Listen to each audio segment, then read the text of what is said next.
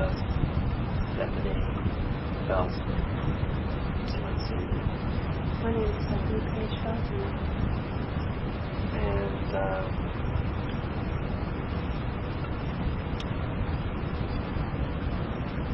where were you born? Brooklyn, New York. And what's your birthday?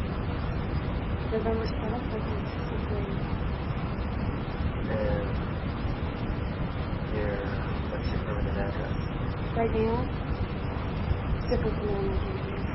6316 Mariposa Avenue, number 31, Citrus Heights. 619. And as you know, I took your photograph, and I want to put it in this book I'm doing called Addict. And on one page is your photograph, and next to that, on the other page, I'm going to have your story, and hopefully there'll be 50 addicts in this book. And what I want you to talk about is your experience drinking hope, and what happened, and your spiritual path today, your vision of hope, and some unique situations that happened to you, and whatever you'd like to see. Next to your photograph that describes your life and how it went, how wonderful it is today. Well, like I said, I was born in Brooklyn, New York, and neither of my parents are alcoholic in their family. That side of the family, it has like a history of alcoholism that goes way back. And my father's side of the family, they're like East Coast Jewish. So there's no history of alcoholism or any kind of chemical dependency in that family, but as far as I know, it was a real dysfunctional family, my father's family, a lot of neglect and physical and emotional abuse. So I was born there with them, and it was like I had one strike against me when I was born sort of already. I was supposed to like be this son, this prodigal son or something, and I wasn't. And it was okay, I guess, like there was always this feeling of non-acceptance of me on the part of my father. And he wanted me to be an artist. He's an artist, and wanted me to play ball and stuff there. And but it was like nothing I ever did was okay with him. That's kind of how I felt from the time I was small. And then my sister was born, and he was hoping for a boy, so naturally it kind of set the tone for the family environment, sort of non-acceptance, and I always kind of felt less than as a little kid, and I felt different than all my friends, all that kind of thing. And my mother and father were finally divorced after a period of separation for like a summer when I was 6. We moved to Richmond, Virginia to live with my uncle, who at the time was an active alcoholic. And living in that home was a lot better than living with my father. And he came down and he kidnapped us. And my mother followed shortly thereafter to get us back. And she sort of went along with this reconciliation. But all the while, I guess she had this plan to escape, which we did. And we moved, my mother, my sister, and myself to Minnesota to live with her mother. And 3 of her 7 sisters and brothers were living at home with us at that time. And I started to become one of those troubled kids, and I was in and out of human development centers and psychoanalyst office and all that kind of stuff because of my acting out behavior. And I always felt real responsible for my mother and sister's well-being.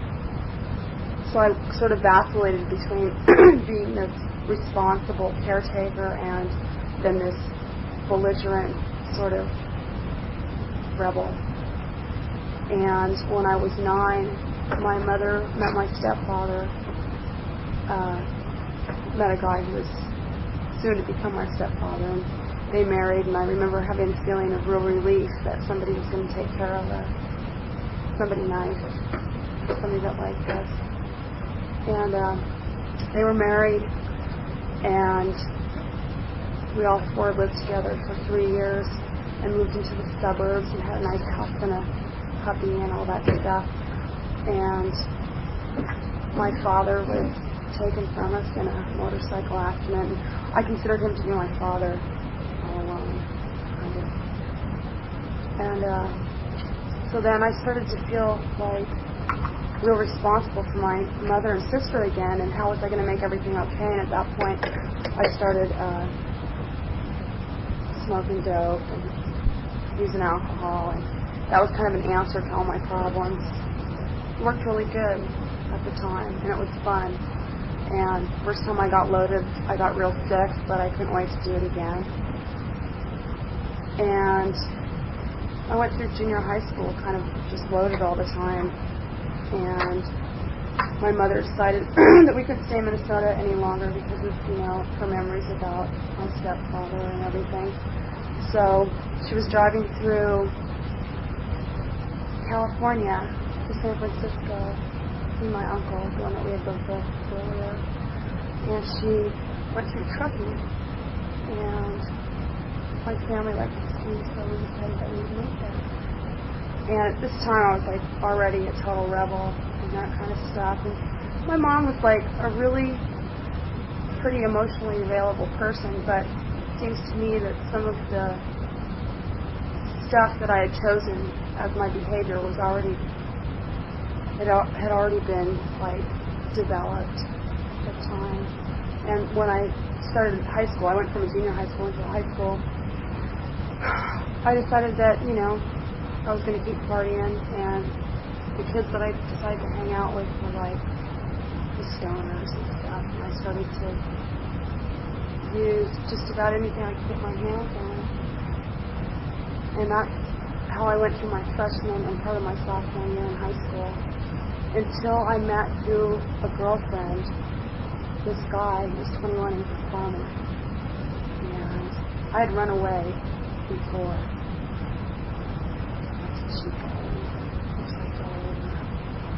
And I can only think that it's by God's grace that I was saved, because I was in another pretty horrendous situation on the road and stuff.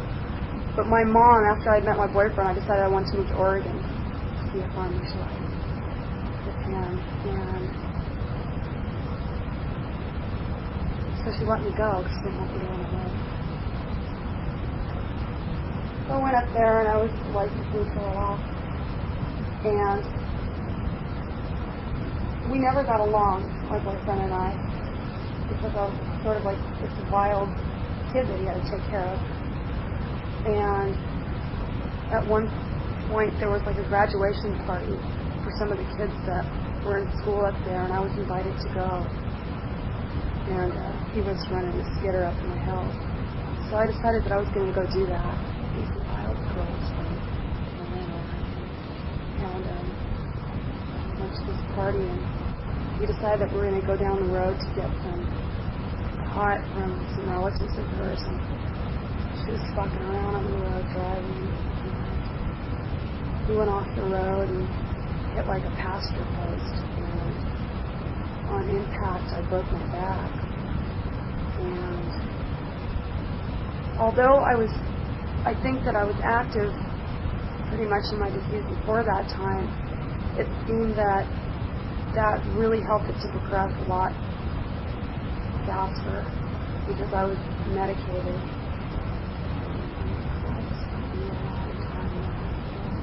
And I remember jonesing in the hospital and hallucinating and all kinds of stuff on and off because they'd take me off the morphine and then I'd complain about the other things that they were giving me weren't good enough. And so after a period of being in a regular hospital and ICU and stuff, I went into a physical rehabilitation center, and I learned to take care of my body, my new body.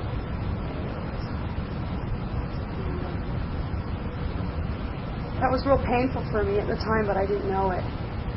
Because as soon as I got out, I was in a wheelchair like a week before I got out, and I just decided, and this is something, it's like all these negative things that people think about, having a hard life and being an addict and all that stuff. I tend to think that some of those liabilities can turn into assets because I became a real survivor in the hospital. And I decided that I wasn't going to leave that place with a wheelchair. So I just worked real hard. And I left with like crutches and leg braces, back brace. And I was like what people on the street would call, like a cripple or a handicapped person. And so when I went back to my hometown, I set out to prove to all my friends that I was just the same as I was before. And in doing so, and in hiding my pain, I just drank and drank and drank, and I was going to drink everybody under the table, and I was going to do more drugs and be crazier than everybody else.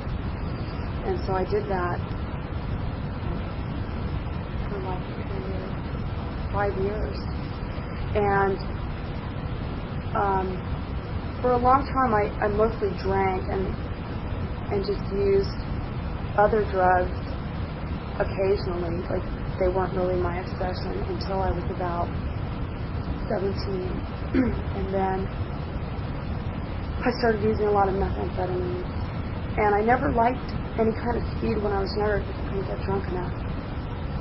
So, but then I started using meth, and I liked that. And I moved in with my dealer, and we were together for a year and a half, and it was a real violent relationship, and it was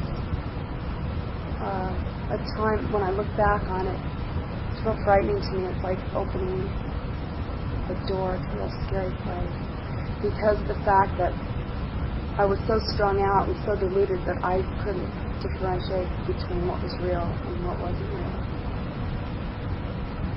even with my feelings. And so I suffered like an emotional collapse. I think it was on, maybe my 19th birthday or something. Yeah. And I hurt myself, and I hurt the people in my house physically. They went and got my mother, but they don't know, and she's going to lock me up. So, like a period of 72-hour observation and stuff, and I talked my way out of it. Anyhow, so I finally got rid of that boyfriend, and I thought that I'd gotten rid of all my problems. And I had been in, a series of different relationships that all seemed different, but they were all real similar. And when I got rid of this boyfriend, I got a roommate, and I tried some controlled using of like cocaine and stuff, because it wasn't like using crack, it wasn't like using meth. But I discovered shortly after just like trying to use cocaine socially that using cocaine wasn't like it used to be when I was younger, because of the pattern I had developed with, using the meth. I couldn't sleep on coke or anything, and I would usually end up buying large quantities to sell and not selling them. So after like a year's time, after like this breakup in September of '83, I just went through all kinds of stuff, like trying to figure out what was wrong with me. And I just kind of thought I was crazy. And I tried to go to cosmetology school, and I could never make it to school, and I was never going to graduate. I was like on a 10-year plan. And my mom got real sick in June of '84, and she called me and she needed my help, and I had been up all night on a bender. And she called me and she needed my help, and I couldn't help her, and I felt real guilty about that because she had been there for me when I was sick in the hospital.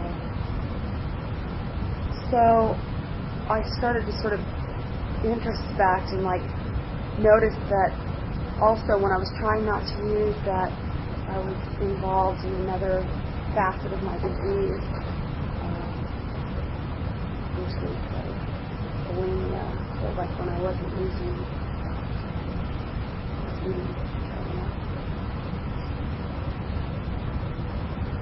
So I started to feel like, there was something wrong with me. And when I was 17, I was sitting with a girlfriend and this guy that I moved in with, and we were smoking freebase. And I said to them, by the time I'm 25, I'm going to quit all this. I'm going to quit partying. And I didn't really know what that meant. And I just knew that, someday I wanted to have children, and I wanted to, have sort of a regular life that didn't feel so crazy. And so I just said that, no matter of fact. And just before my mom was sick, I think, I was 20, I remembered that night sitting there, because I had just gone through a night that was real similar. And I remembered saying that, and it just came to me that, you're not going to be using it when you're 25, because you're not going to be here. And it doesn't even sound adequate in my description of it. It was something that I felt, and I got real terrified. And it was right then that I think I asked God real sincerely. I had made bargains with God before, after all-nighters, but I really sincerely wanted to stop being crazy. So I got down on my knees and I asked God to relieve me of all the pain. And it was I think about 4 months after that my mom got sick, and I realized that there was something really wrong with me. And I went back to Minnesota with my mom. She had to go to a seizure control center in St. Paul. And I went with her, and I was trying to take care of her. And the thing that's strange about it is that she was toxic on the drugs that she uses to control her seizures, so she was detoxing. And I was trying to explain to her that I realized something was wrong with me, and she said to me, she was in a stupor almost, she said, you have to do something, you have to promise me that you'll speak out, that you'll go into treatment or something like that. And we didn't really know what that meant, but it sounded really good. And so I was in Minnesota with her for 3 weeks, and I behaved myself rather well, being that I was with all my friends, my hardcore friends in Minneapolis and stuff. And I didn't get loaded, really, and I didn't blow it. And so the last night, I went up to the Louvre with some friends of mine. And I went to a bar, and I was flying out the next day. I went to a bar with them, and I didn't plan to get drunk. I just kept slamming whiskey. I just kept drinking whiskey, this was the deal. My mom said to me, we had this rental car, and she said, you can take the car as long as you promise not to drink. And I promised her. And it was the only time I used the car, and it was the only time that I got so drunk that I couldn't see straight. And I came back to the place that we were staying that night, and I got sick all over my mom, the floor, crying, and I was just laying in my own stench. And she just looked at me, I'm really glad you're going into treatment. That's what I already promised her that I would the next time. So I left Minnesota. I came back to Truckee. I spent a month of just sort of free time. My mom was gone, and we didn't live together or anything, but she lived nearby, so I always kind of monitored my use around her of whatever it was I was using at the time. And I could always maintain well enough to be around her. But that one time that I came back with the car, it was just the final thing. It was just obvious. So I spent a month just using, drinking, anything I could get my hands on. And I went treatment center shopping. I was a real responsible treatment center shopper. And I went to all these places and I talked to the program directors, and I wanted to know what treatment was about and all this stuff. And I went to a program in Sacramento on a real hot day, and I went in there. And I talked to the program director, who's my boss now. But I talked to him, and I said, well, I am going to come to treatment, but, I have got to go to the Kentucky Rodeo first, and I've got tickets to Billy Idol and the Pretenders concert, So I'll be back on September 3rd. And he said, no, I don't want you to leave. I don't want you out on the streets. And I said, don't worry, there's no streets in Kentucky, there's just roads and stuff. I went back, and I wanted to kind of prove to myself that what I was doing really needed to be done. So that's what I set out to do.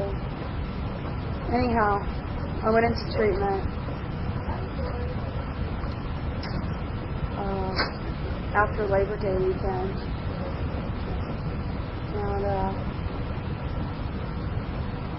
I was real willing from the very beginning. And I don't know why that was.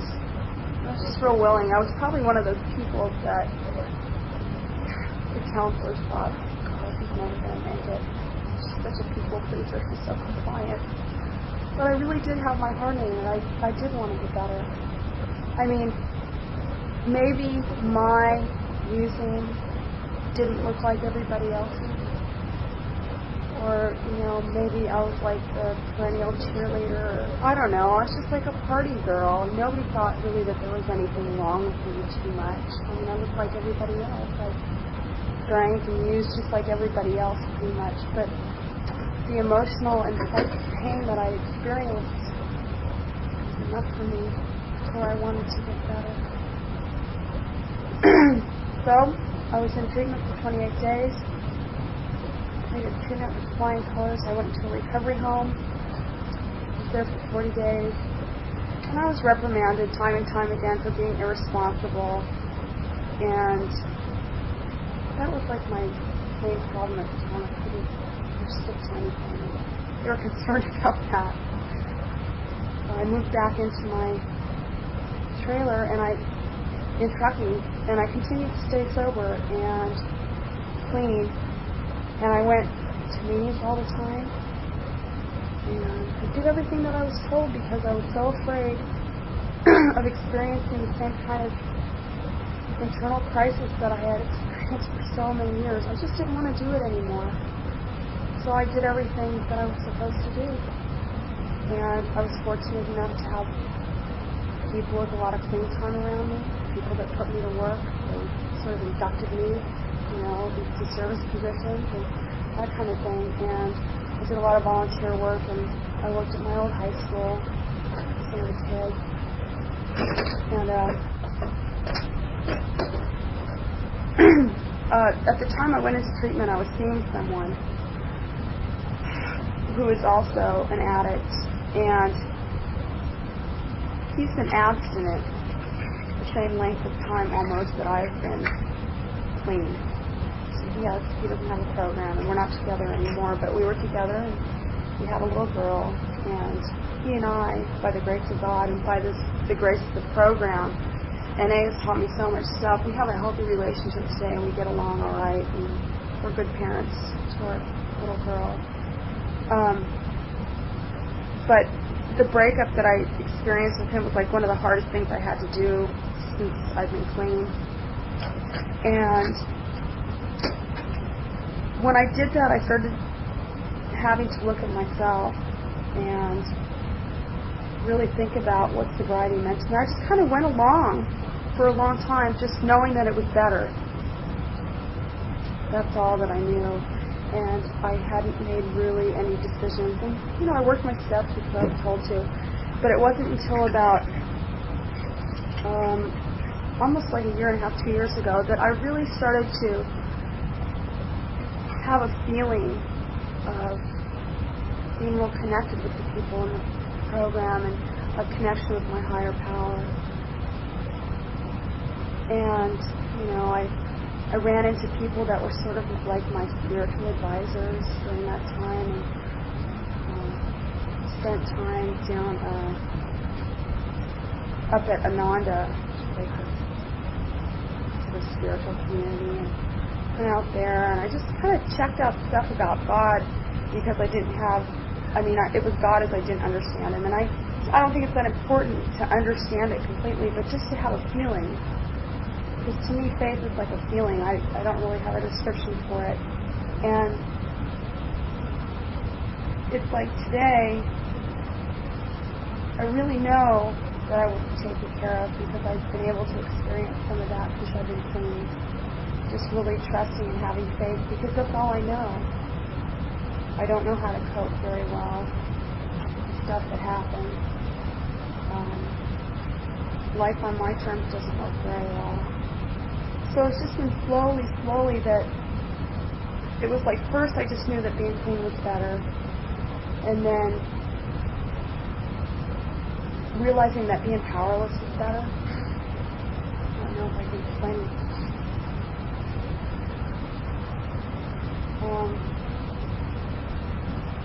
But the things that have happened to me since I've been clean, I can't find a better explanation for than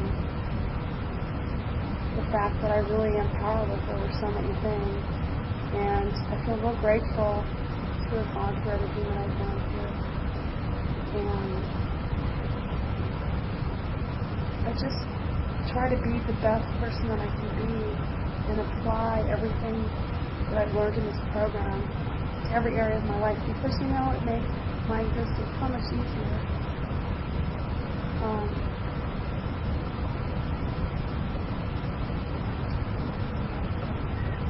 There's going to be something I'll think of. I don't know. I don't believe in coincidence today. I just really have an acceptance of the things that are sort of unseen. Something like I just feel inside. And sometimes I meet people that I can share that feeling with. And there's nothing that compares to that. And I find those people and that's all.